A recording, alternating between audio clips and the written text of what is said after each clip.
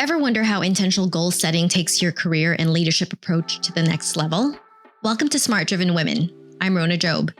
Here, impactful leaders and entrepreneurs come to share how they navigate their complex careers and personal lives. Our guest today is Soumya Tulloss. She is a senior vice president of agent sales at Zillow, an online real estate marketplace company and housing super app where she is responsible for the company's relationships and revenue with real estate agents. She was also chief revenue officer at Deliver, which was acquired by Shopify, and vice president and head of global messaging sales at Twilio. Soumya has previously held roles at PayPal, Deutsche Bank Securities, and Good Data. Her background focused on building customer-first strategies to foster trust and drive revenue growth. She holds a mathematics and economics degree from Wellesley College, where she was also the captain of the varsity golf team and an NCAA scholar athlete. Soumya, welcome. Thank you so much for having me. So excited to have you on. We're going to start off with some rapid fire questions, basically quick questions and quick answers, and then we'll get right into the conversation so our listeners can learn a little bit more about you. You ready? Let's do it. Let's do it. What city do you live in and who's in your household? I live in Truckee, California, which is a little town in Lake Tahoe. And I live with my husband, Justin, my 3-year-old son, Kai, and our cockapoo, Rusty, who's 5 years old. Oh, cockapoo. Coffee or tea in the morning? Coffee. Yes. So what's the last book you finished? I just finished Den of Thieves, which is an all-time business classic about an insider trading scandal that broke Wall Street. One word to describe your leadership style. Energetic. Favorite app on your phone? Camera and photos. Podcast or audiobooks? Ooh, podcasts. Who's a professional role model for you? Our co-founder of Zillow, Rich, who was actually just on Tim Ferriss's podcast. So that ties everything together. If you like what you hear here, you should go check him out there. Oh, absolutely. One cause you are passionate about? Health and nutrition for kids. Oh, I love that. Mountains or beach for vacation? Beach. Best career advice you've ever received? Focus on doing good work and being yourself, and the rest will come. Oh, I love that. And what's a trend in real estate that gets you most excited right now? Oh, good question. Immersive, high-level media and video experiences to show people homes. Thank you so much for doing the rapid fire with me. We're going to jump right into some of the deeper questions to get to know you a little bit more, your journey, what you do now, so that our listeners can learn things. First question, before you started your professional career journey, did you consider yourself driven? Do you remember when it started, or was it always sort of an identity for you?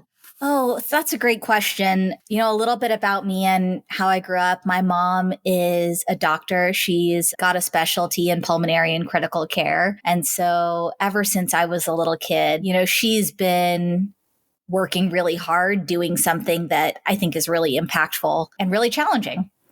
And from a really young age, she taught me and my brother that having an impactful and challenging career is really important. And it's equally important to be able to take care of yourself and support yourself in the world. It's not an easy place out there, that I think we all know that. And so I think from a young age, I always kind of knew that shooting for something big was important. And my parents always really believed in me and sacrificed a lot to make sure I could try and take advantage of opportunities as they came up and set myself up for success in the world. Yeah. Wow. That's amazing. I love the word that you used, impactful, because I don't recall hearing that a lot even growing up, but it is something that I really resonate with now. And I think it's a feeling that you get early on. It sounds like you did too, as your parents were showing you by example, and I'm sure in their lectures on absolutely what your life as an impactful person in this world looks like. Are there any specific messages that you recall as a young child or maybe even as a high schooler that has sort of stuck with you and you still take to this day and maybe have passed along to your children? Yeah, that's an awesome question. For me, when I think back to being a kid and being in high school, there were a couple things that my parents taught me that I think play a big role in who I am as an adult today. And one of the biggest ones is the value of effort and hard work. And I think there's a saying out there, how you do anything is how you do everything.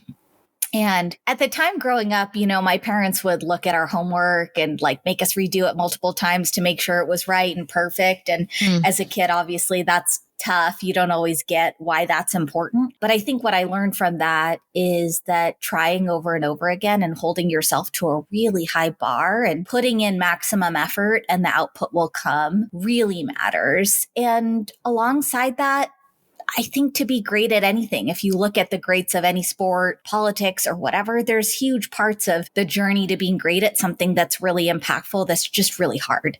And it's not always really fun. And it's not always really easy. And nothing's going to be handed to you, if you're me, at least, And I think about that a lot. When I show up for my customers and for my team, I'm thinking a lot about how do I earn always the right to be here and the right to have trust and respect? And how am I going to show up in a way that invites that back for me? Yeah. Yeah. How do you balance your desire to want a very specific outcome with focusing sort of your process and the way that you show up? Because oftentimes, we look at, okay, this is my outcome and this is it. But it sounds like you balance that really well with like, no, here's how I'm going to show up and the outcome will come. It's funny that I show up to you that way because I think this is something I struggle with all the time. And for me, I am really focused on results, maybe almost too much. And it's hard to focus on the inputs when the outputs don't immediately show up. And in the job I have now, the outputs are developed and cultivated in months and years, not days. And so some questions I'm always asking myself are, if I do this way, where will it get me in a year? What's the value of what I'm about to do? If I say or do this thing, what's the impact it's going to have on the people I'm speaking with? Does it make me feel better to say or do a certain thing? Or does it actually help me accomplish the goal? Great question. And I think that mindset shift of always working backwards from the goal, and the goal being something that's big and meaningful and might take a while to get to, versus what feels right or natural or the easy reaction in the moment, is a big part of balancing the two things that you talked about, at least for me. Yeah. Yeah. Have you always used this sort of framework when you were also in your other roles earlier on? It's something that I would say I've developed a lot over time. And I think for a lot of people listening to this podcast, possibly, a lot of times the things that get you here are not the things that are going to get you into the next job or the things that are going to make you successful in the job you have now. Yeah. And I found that early in my career, it actually really helped me to move super fast and just say what was on my mind and kind of be sometimes the squeaky wheel in the room that was pointing out problems or a different way of doing things. When you have 700 people looking at you to set the example and the direction, they're looking for a sturdy and calm leader. They're looking for someone who they trust in stress and uncertainty. That early mindset just doesn't make sense and doesn't really work. And over the years, I've had a lot of hard moments of failure and feeling like I've let down my team, of getting harsh and hard feedback from other people around me that have forced me to question how I show up and inspired and motivated me to develop new ways of thinking about what it means to lead. Yeah. Do you have a daily mantra that you tell yourself, or maybe that you think of when it comes to leading your team and maybe as a mom? Yeah. My number one that people laugh at me a lot about is curious, not furious. Oh, I like that. I've not heard that before. I love it. Tell me more about that. It's examples. It's really something that's very authentic to me, because if I'm in a meeting or I'm reading a document and it's like not what I expect or not really what I agree with, or focusing on something that I don't necessarily think is the most important thing, I think sometimes like my natural reaction, I'm not saying this is a great thing, is just like this feeling of like rage, like bubbling up, where it's like you have so much to do and you're like, why can't this document or customer call or whatever it is just look how I want it to look, or I've said this thing 4 times and we're still not doing it this way. And what I've really tried over the years is to adopt this curious, not furious mindset, because first of all, when I thought about it, and I've had coaches help me be reflective of this, I realized there was something kind of broken in my perception, which is, why do I think I know what's right? And that if I'm reading something, it's probably wrong that I disagree with.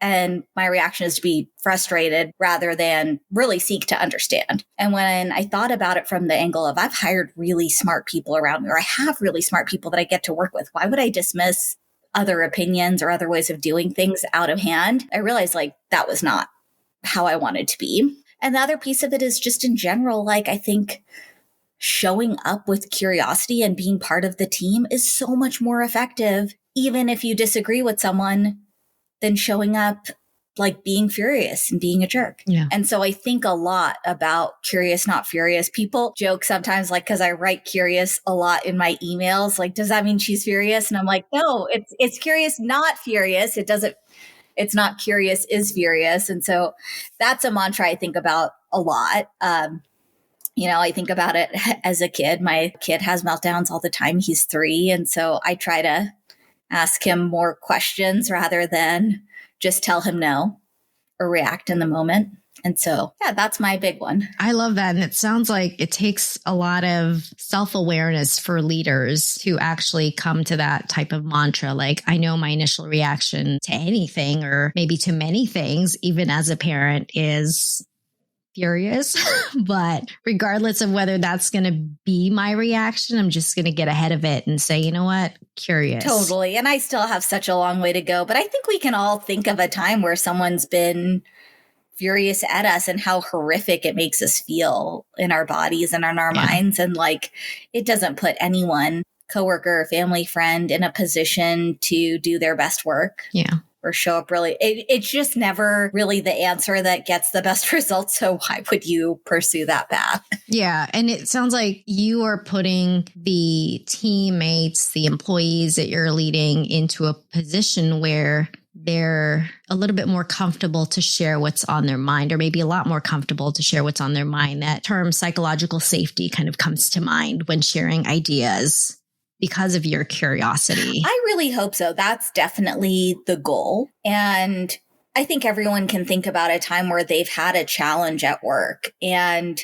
the sort of 2 paths it can go. One is, I'm terrified to talk about this with my boss or boss's boss or whoever, because I'll be in trouble. Or the feeling of, hey, this is hard. We're out here solving hard problems. Like, let's get more brains on this. And which path is going to get to a better outcome for the business faster is like the question I think about a lot. And, concurrent to all of this stuff, I believe in high accountability and really high standards. I think a lot of people would say, like, I'm not the easiest leader in terms of what I expect from the team. But I also think people would say I hold myself to the same bar, and there's nothing in my entire org, from being on a customer call to writing cold emails, that I haven't done or tried or rolled up my sleeves to understand. And I think that's a big part of being able to hold high standards, as well as showing that you hold them for yourself. I love that. You have really been focused on value and revenue and messaging and sales in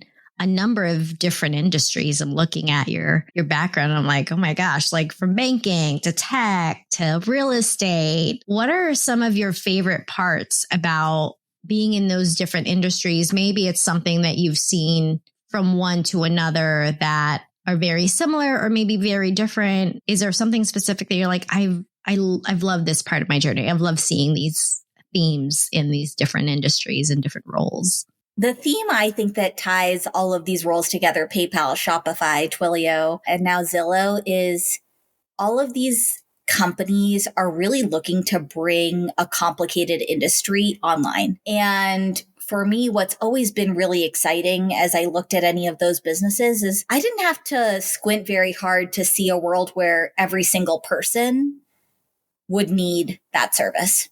I see how every business needs to communicate with their customers. Every business needs an app. That app needs to text people. I see how every e-commerce company needs to be online and in a lot of ways build a direct relationship with their consumers. I see how every merchant wants to accept online payments and mobile payments and be able to do that really easily. And with Zillow, I see how everyone needs an accessible, easy way to discover and find a home and navigate what is the most complicated transaction we'll all probably do in our lives, maybe only once or twice. And so for me, that's the common thread is, going back to what we started on, like, to me, that's what highly impactful looks like. It looks like something everyone needs, everyone wants, that really changes something that's fundamental to how we're living our lives. And I've been really fortunate to work on some super interesting problems in a variety of spaces that all tie back to that. Yeah. And that's such a human focused element, communications. And if you look at through these different apps and technology that you've been a part of, whether it's in banking, real estate, it's based off of humans' needs and tendencies when it comes to communication. And that's hard to translate to technology, I feel like, because we have five senses, right? And so like in person is such a big, like, we need the in person, or how do you translate that into technology, into online, into apps, especially home buying? I mean, that's highly emotional, I don't even know what to call it, but every single person I have seen a buyer sell a home, unless they're an investor, it's a highly emotional state that they're in, I feel like. It absolutely is. And it's really complicated. All the things I talked about are actually really complicated to do. And so creating the technology that makes it accessible for everyone is, I think, a big part of what is pushing us forward. An example of housing, 50 years ago, getting a mortgage versus now is a radically different experience. And I think there's so much Zillow, as an example, wants to do to make it feel as simple as ordering an Uber or whatever it is, or doing a Venmo, right? Not to say it's not still a huge decision, but how do we surface up all of the information and process to you that doesn't make it feel overwhelming so that people can figure out what they can afford and buy the right home for them? These are really meaty and interesting problems to solve. I love that. I'm going to shift questions a little bit because I do want to hear a little more about sort of your day to day and what does that look like now? What does your typical day look like when you are going from work to home to the community? Ooh, good question.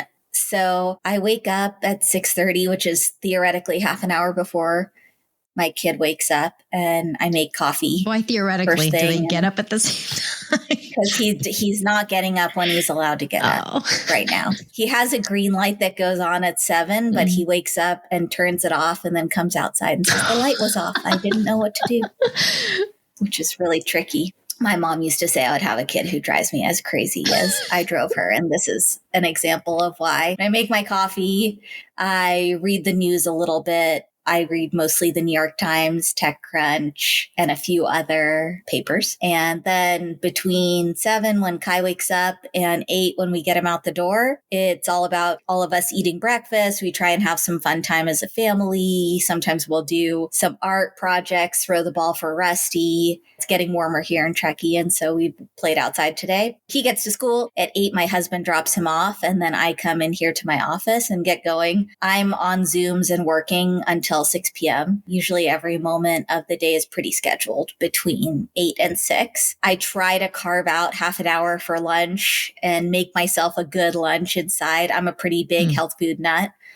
And usually I will block off an hour and a half of various meetings. I'll try and find the block that's least disruptive to walk my dog in the trail network that's outside. I strive to get 10 to 12,000 steps a day. Then Kai gets home at 6. We eat dinner, hang out, play outside. We try to only do TV on the weekends. Nice. And it's easier in the summer where we can go outside. It's harder in the winter. And then we kind of get him to bed around 8. And then we watch TV and eat desserts. I love that. Like, I hope he doesn't know that that's what we do, but that is what we do. And I usually, not every night, but a couple nights a week, will log on till pretty late, answering emails, writing docs, getting through all the work that piles up.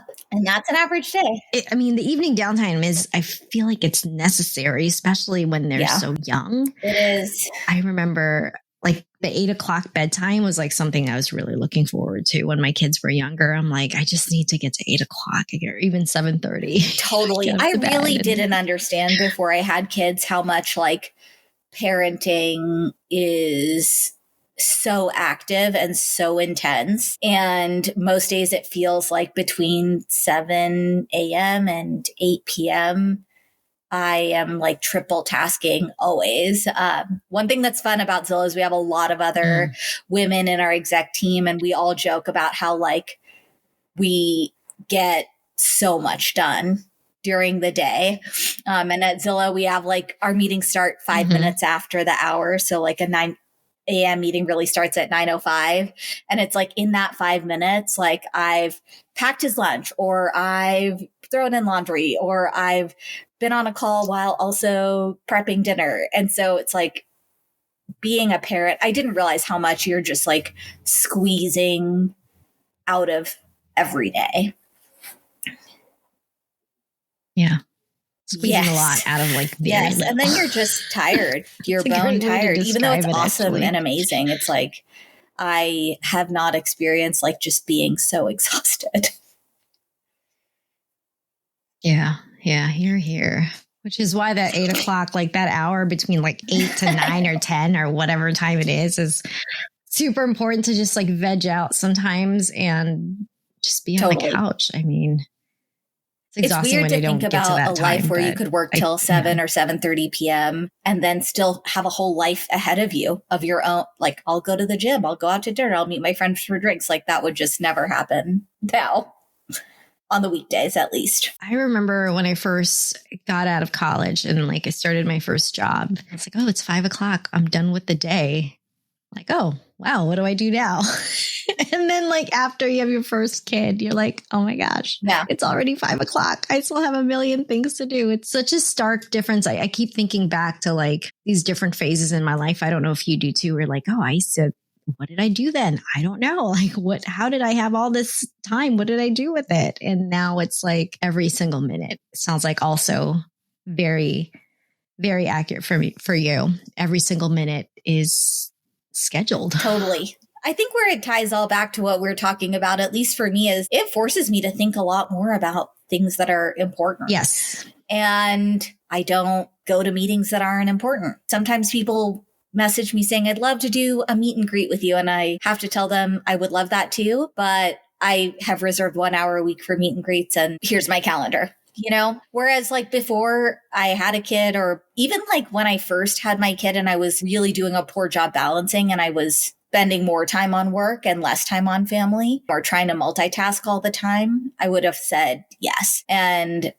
it's hard to be comfortable with telling people no. I think especially as a woman, I think you're expected to like say yes, and it doesn't really show up or read as all that friendly or warm when you're telling people no, but I really pick what's super important to me and I focus on doing that. Yeah. There's also that evolution of how you show up throughout your career earlier on when you need to be a little bit more faster or furious with a lot of things versus when you've got a lot more on your plate. You've got a lot more, not necessarily responsibilities, but definitely a lot of people looking to you for leadership, that those boundaries really need to be set in place. Otherwise, when you're pulled in so many directions, you just can't be that leader that you intentionally want to be. Soumya, you've given us such great advice, such great insights into how you conduct or lead yourself and lead others as a smart driven woman. I would love to hear very specific advice from you for other women who are maybe also struggling in trying to find that balance throughout the day, or trying to decide on how they're going to show up and making decisions on where they're going to go next. I would say my first advice is have a crystal clear goal. That's something that's going to be really meaningful to you, that you're going to be able to be committed through the ups and downs. And it sounds simpler than it is, because I think it requires really knowing yourself, and especially as women, separating what other people maybe expect to be our goal with what actually means a lot to us. And some of my favorite books like Grit or Golf is Not a Game of Perfect start with the idea of defining a really good goal for yourself. My professional goal is to be the chief revenue officer of a highly impactful company. And it took me a long time to think about that goal and establish that as something that I care about. And for me professionally, I think a lot about that. And because I'm serious about my goal, I make a lot of sacrifices in my personal life and otherwise to accomplish that goal. I am very thoughtful about what I do at work because I know that goal is super important to me. I've had to pick myself up from so many really, really hard failures. And I've had to say no to certain things that I think would be awesome because of that goal. And so I would say my first advice is have a goal that is incredibly meaningful to you. I love that.